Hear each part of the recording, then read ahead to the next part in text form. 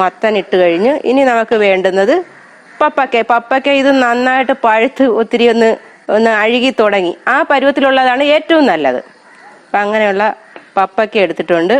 ഇത് ജീവാണുക്കളുടെ ഒരു കലവറ തന്നെയാണ്. എന്ന് വെച്ചാൽ അത്രയും നല്ല ഒരു വളമാണിത്. നമസ്കാരം, ആരോഗ്യപച്ചയിലേക്ക് എല്ലാവർക്കും സ്വാഗതം. നമ്മൾ സമയക്കുറവുള്ളവർ, സ്ഥലക്കുറവുള്ളവർ, പട്ടണത്തിൽ താമസിക്കുന്നവർ, അതേപോലെ ഫ്ലാറ്റിൽ താമസിക്കുന്നവർ എന്നിവർക്ക് വേണ്ടിയിട്ടുള്ള ഒരു സെക്ഷനായിരുന്നു പറഞ്ഞുകൊണ്ടിരുന്നത്. കഴിഞ്ഞ വീഡിയോയിൽ നമ്മൾ പച്ചക്കറിയുടെ വേസ്റ്റ് കൊണ്ടുള്ള ഒരു നല്ല വളക്കൂട്ടുണ്ടാക്കി. ഇന്ന് നമ്മൾ സൊല്യൂഷനാണ് ഉണ്ടാക്കുന്നത്. അതെങ്ങനെയാണ് ഉണ്ടാക്കുന്നതെന്ന് നമുക്ക് നോക്കാം.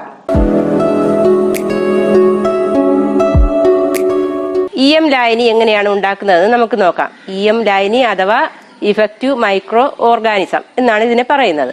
അപ്പൊ അതിന് വേണ്ടുന്ന സാധനങ്ങൾ: 250 ഗ്രാം പയറുപൊടി, 1 ലിറ്റർ വെള്ളം, 250 ഗ്രാം പഴുത്തുപോയ പപ്പയ്ക്ക, 250 ഗ്രാം മത്തൻ, 250 ഗ്രാം ഏത്തപ്പഴം അത് പഴുത്തുപോയത്, കറുത്ത ശർക്കര 250 ഗ്രാം, മുട്ട 3 എണ്ണം. ഈ സാധനങ്ങളെല്ലാം ഇട്ട് വെക്കാൻ നമുക്ക് നല്ല ഒരു കുപ്പിയാണ് ആവശ്യം. അല്ലാന്നുണ്ടെങ്കിൽ ഏതെങ്കിലും ഭരണിയാവാം. ഇപ്പൊ ഞാനിവിടെ എടുത്തിരിക്കുന്നത് ഒരു കുപ്പിയാണ്. ഞാനിവിടെ പയറ് നന്നായിട്ട് പൊടിച്ചു വെച്ചിട്ടുണ്ട്. 250 ഗ്രാമാണ്. ഇത് ഈ കുപ്പിയിലോട്ട് ഇടുകയാണ്. നന്നായിട്ട് പൊടിച്ച പയറാണ്. എന്നാൽ മാത്രമേ നമുക്ക് ഈ ലായനിയിൽ ഇത് കലങ്ങി വരത്തുള്ളൂ. അപ്പൊ ആദ്യം പയറ് പൊടി ഇട്ടു. എല്ലാം ഒരേ അളവിലാണ് ഇവിടെ എടുത്തിരിക്കുന്നത്. ഇനി ഏത്തപ്പഴം, ഇത് നന്നായിട്ട് പഴുത്ത് ഏതാണ്ട് ഇരുണ്ട നിറമായിട്ടുണ്ട്. ഏറ്റവും ഒന്ന് കെട്ടാലും പ്രശ്നമില്ല, ഇതിന് അത്രയും നല്ലതാണ്. ഒന്ന് കെട്ട് അല്ലെങ്കിൽ ഒന്ന് അഴുകി വരുന്ന ആ പരുവത്തിലുള്ള പഴമാണ് ഇതിന് നല്ലത്. ഇതും 250 ഗ്രാമാണ്. ഇതിന്റെ തൊലിയൊന്നും കളയണ്ട, തൊലിയും എല്ലാം ചേർത്ത് നമുക്കിടാം. അടുത്തത് വേണ്ടത് 250 ഗ്രാം മത്തനാണ്. അപ്പം അത് തൊലിയോടുകൂടി തന്നെ അരിഞ്ഞു വെച്ചിട്ടുണ്ട്. ചെറിയ പീസുകളായിട്ട് ഇത് അരിഞ്ഞു വെച്ചേക്കുകയാണ്. അപ്പം അത് നമുക്ക് ഇതിനകത്തോട്ട് ഇട്ട് കൊടുക്കാം.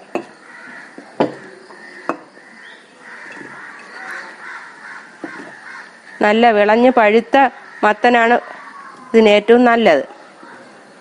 മത്തൻ ഇട്ട് കഴിഞ്ഞ് ഇനി നമുക്ക് വേണ്ടുന്നത് പപ്പക്ക. ഇത് നന്നായിട്ട് പഴുത്ത് ഒത്തിരി ഒന്ന് അഴുകി തുടങ്ങി. ആ പരുവത്തിലുള്ളതാണ് ഏറ്റവും നല്ലത്. അപ്പം അങ്ങനെയുള്ള പപ്പക്ക എടുത്തിട്ടുണ്ട്. ഇത് ജീവാണുക്കളുടെ ഒരു കലവറ തന്നെയാണ്. എന്ന് വെച്ചാൽ അത്രയും നല്ല ഒരു വളമാണിത്. അപ്പം നമ്മൾ പപ്പക്ക ഇട്ട് കഴിഞ്ഞു. ഇനി വേണ്ടത് ശർക്കരയാണ്. കറുത്ത ശർക്കര ഞാനിവിടെ വെച്ചിട്ടുണ്ട്. അതും 250 ഗ്രാമാണ്. അപ്പം അത് നമുക്ക് ഈ തൊട്ടിയിലോട്ടിട്ട് 1 ലിറ്റർ വെള്ളം ചേർത്ത് ഒന്ന് കലക്കിയെടുക്കാം. കറുത്ത ശർക്കരയാണ് നമ്മളിവിടെ എടുത്തത്. ഇത് നന്നായിട്ട് ഒന്ന് അലിഞ്ഞ് വരുന്ന കണക്ക് ഇളക്കാം. കുറച്ച് വെള്ളം ഒഴിച്ച് ഇളക്കുന്നതാണ് നല്ലത്. അപ്പം നമ്മൾ നല്ലപോലെ ഇതൊന്ന് അലിഞ്ഞ് വരുന്നത് വരെ ഒന്ന് ഇളക്കിക്കൊണ്ടിരിക്കണം. അപ്പോൾ വേറൊരു കാര്യം എനിക്ക് പറയണം. നമ്മുടെ ചില സുഹൃത്തുക്കൾ പറഞ്ഞ് തിരിനന കൃഷിയുണ്ടല്ലോ, തിരിനന കൃഷിയിൽ വളം നമ്മൾ ആദ്യം പറഞ്ഞ ടൈം ടേബിൾ കണക്ക് ഒഴിക്കണോ, അങ്ങനെയൊക്കെയുള്ള സംശയങ്ങൾ വന്നു. അപ്പൊ അതിന്റെ ഒരു മെച്ചം എന്താണ്? അത് ഈ വളം ഇങ്ങനെ ആഴ്ചയിൽ ഒഴിക്കുന്നതിന് വേണ്ടിയിട്ടാണോ, അല്ലെങ്കിൽ വെള്ളം ഒഴിക്കുന്നതിന് വേണ്ടിയിട്ടാണോ ഈ തിരിനന? അങ്ങനെ പല സംശയങ്ങളും ചോദിച്ചു. വീഡിയോ നന്നായിട്ട് കണ്ടിരുന്നെങ്കിൽ, അല്ലെങ്കിൽ സ്കിപ്പ് ചെയ്യാതെ കാണാൻ പറ്റിയിരുന്നെങ്കിൽ ഇങ്ങനെ ഒരു സംശയം വരത്തില്ലായിരുന്നു. അപ്പൊ നമുക്ക് തിരിനന ചെയ്യുന്നതെന്ന് വെച്ചാൽ ഇത് ഒരാഴ്ച മുതൽ 10 ദിവസം വരെ ഇതിന് വെള്ളം ഒഴിക്കേണ്ട. നമ്മൾ ആദ്യം ചെടിയുടെ വേരൊന്ന് ചുറ്റി വരുന്നത് വരെ മാത്രം എന്നും ഒന്ന് വെള്ളം ഒഴിച്ചാൽ മതി. അതായത് ഗ്രോ ബാഗിന്റെ മേല് വെള്ളം ഒഴിച്ചാൽ മതി. അപ്പൊ അത് കഴിഞ്ഞാൽ നമുക്ക് ഈ പൈപ്പിനകത്ത് വെള്ളം ഒരാഴ്ചയിൽ ഒരു ദിവസം അല്ലെങ്കിൽ 10 ദിവസത്തിന് ഇടയ്ക്ക് വെള്ളം ഒഴിച്ചാൽ മതി. ഈ വെള്ളത്തിന്റെ കൂടെ തന്നെ നമ്മൾ ഒഴിക്കുന്ന സ്ലറി അതും ആഴ്ചയിൽ ഒരു ദിവസം ഒഴിച്ചാൽ മതി. കാരണം എന്ന് വെച്ചാൽ നമ്മൾ ഒഴിക്കുന്ന സ്ലറി ഒട്ടും പാഴിപ്പോകത്തില്ല. എല്ലാം ആ ട്യൂബിൽ തന്നെ കാണും. അത് ചെടിക്ക് നല്ലതുപോലെ പിടിച്ചെടുക്കാൻ കഴിയും.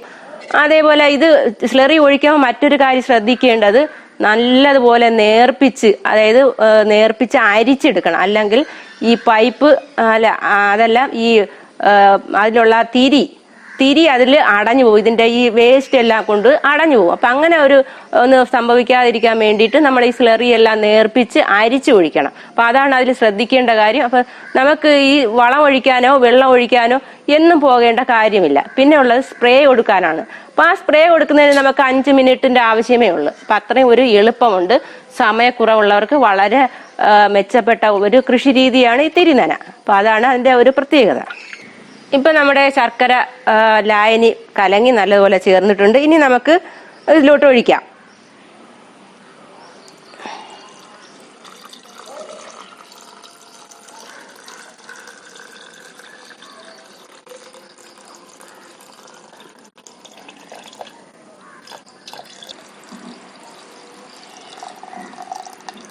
ഇപ്പോൾ 1 ലിറ്റർ ശർക്കര ലായനി നമ്മളിവിടെ ഒഴിച്ച്, ഇപ്പോൾ കറക്റ്റായിരുന്നു കുപ്പിയുടെ അളവ്.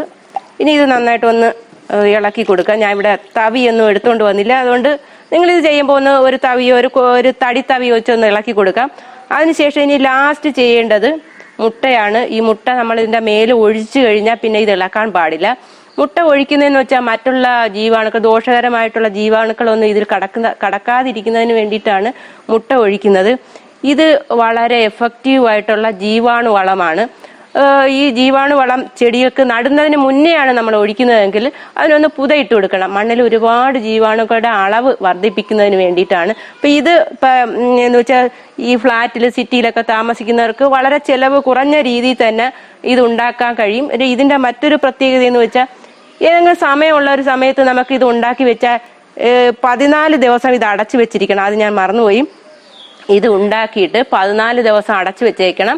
അതിനുശേഷം 15ാമത്തെ ദിവസം നമുക്ക് ഇത് എടുത്തിട്ട് അരിച്ചെടുക്കാം. ഈ അരിച്ചെടുക്കുന്ന ലായനി നമുക്ക് 3 മാസക്കാലം നല്ലപോലെ അടച്ച് സൂക്ഷിക്കാം. അപ്പൊ അത്രയും ദിവസം നമുക്ക് ഇത് വച്ചിരുന്ന് ഉപയോഗിക്കാം. ഇതിന്റെ ഉപയോഗക്രമം 100 മില്ലി 1 ലിറ്റർ വെള്ളത്തിൽ ചേർത്ത് ചെടിയുടെ മൂട്ടിൽ ഒഴിച്ചു കൊടുക്കുക. അപ്പൊ അതിൽ ചെടികൾക്ക് ശരിക്കും സൂക്ഷ്മാണുക്കളുടെ ഒരു അളവ് വർദ്ധിക്കും. ഇതും സൂക്ഷ്മാണു വളം ആയതുകൊണ്ട് തന്നെ ചെടിക്ക് ചുറ്റും കരിയിലയോ പേപ്പറോ ഏതെങ്കിലും വെച്ച് നമുക്കൊരു തട കൊടുക്കണം, അല്ലെങ്കിൽ ഒരു തണൽ കൊടുക്കണം. അല്ലെങ്കിൽ നമ്മൾ ഈ ചെയ്ത ഈ സൂക്ഷ്മാണുക്കളുടെ ഒരു ഉപയോഗം അതിനില്ലാതെ വരും. ഇത് ഒഴിക്കുന്നതെന്ന് വെച്ചാൽ ചെടികൾക്ക് ശരിക്കും പൂവും കായും എല്ലാം ഉണ്ടാവും, നല്ല വളർച്ചയുണ്ടാവും. അതിന് വേണ്ടിയിട്ടാണ് നമ്മൾ ഈ സൂക്ഷ്മാണു വളം ചെയ്യുന്നത്. അപ്പൊ ഇത് ഇങ്ങനെ സമയക്കുറവുള്ളവർക്ക് പറ്റിയ ഒരു രീതിയാണ്. അപ്പൊ കഴിഞ്ഞ ദിവസം നമ്മൾ ചെയ്ത വളക്കൂട്ട്, അതായത് പച്ചക്കറി വേസ്റ്റ് കൊണ്ടുണ്ടാക്കിയ ആ വളക്കൂട്ട് ആഴ്ചയിൽ 1 ദിവസം മതി. അപ്പൊ അത് ഒരാഴ്ചയിൽ ഒഴിക്കുകയാണെങ്കിൽ അടുത്ത ആഴ്ച നമുക്ക് ഇത് വെച്ചിരുന്ന് ഉപയോഗിക്കാം. സമയക്കുറവുള്ളവർക്ക് പറ്റിയ രീതിയാണ്. അപ്പൊ അവർക്ക് എപ്പോഴെങ്കിലും ഒരു സമയം കിട്ടുന്ന നേരത്തെ ഇത് ഉണ്ടാക്കി വെച്ചിരുന്നാൽ മതി. അപ്പൊ എപ്പോഴും വേണമെങ്കിലും എടുക്കാം. 3 മാസം വരെ ഇത് വെച്ചിരുന്ന് ഉപയോഗിക്കുക എന്നുള്ളതാണ് ഇതിന്റെ ഏറ്റവും വലിയ പ്രത്യേകത. അപ്പൊ ഇനി ചെയ്യേണ്ടത് മുട്ട പൊട്ടിച്ചൊഴിക്കുക എന്നുള്ളതാണ്. മുട്ട നമ്മൾ ഒഴിക്കുന്നത് എന്തിനാണെന്ന് പറഞ്ഞല്ലോ, അതായത് മറ്റ് ദോഷകരമായിട്ടുള്ള പൊട്ടുന്നില്ല, പിച്ചാത്തി ഞാൻ എടുത്തുകൊണ്ട് വന്നുമില്ല, മറ്റ് ദോഷകരമായിട്ടുള്ള ജീവികളൊന്നും ഇതിൽ കയറാതിരിക്കാൻ വേണ്ടിയിട്ടാണ് മുട്ട എടുത്തുകൊണ്ട് ഇത് ഒഴിക്കുന്നത്. ഇതിന്റെ തോടും നമ്മൾ ഇതിൽ പൊടിച്ച് ചേർക്കും. ഇപ്പൊ 3 മുട്ട നമ്മൾ ഇതിന്റെ മേല് ഒഴിച്ചു കഴിഞ്ഞാൽ പിന്നെ നമ്മൾ ചെയ്യേണ്ടത് ഇതിൽ ഇളക്കേണ്ട ആവശ്യമില്ല. അപ്പൊ മുട്ടയും എല്ലാം ഇതിൽ പൊട്ടിച്ചൊഴിക്കുകയാണ്. മറ്റ് ജീവാണുക്കളൊന്നും, അത് കാരണം ഇതിലൊക്കെ മറ്റ് ചെടിക്ക് ദോഷകരമായിട്ടുള്ള ജീവാണുക്കൾ കയറാം. അപ്പൊ അങ്ങനെ ഒന്നും കയറാതിരിക്കാൻ വേണ്ടിയിട്ടാണ് മുട്ട ഒഴിക്കുന്നത്.